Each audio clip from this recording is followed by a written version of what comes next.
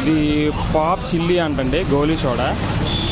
ఈ గోలీ సోడా తాగాము. గోలీ సోడా తాగాక తెలిసింది లోపల ఏదో సమ్ ఇన్సెక్ట్, బొద్దింకో చేమో ఏగో ఏంటో తెలీదు ఇందులో ఉంది.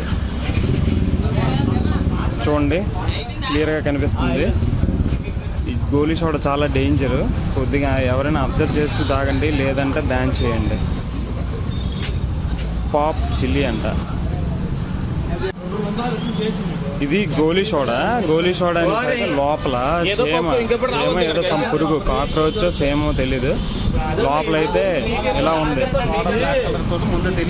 సోడా బ్లాక్ కలర్ ఉండడం వల్ల అది లోపల ఉన్నట్టు తెలీదు. తాగాక తెలిసింది ఏదో సమ్ డేంజరస్ ఇన్సెక్ట్ ఏదో సమ్ లోపల ఉంది. ఎవరైనా తాగే ముందు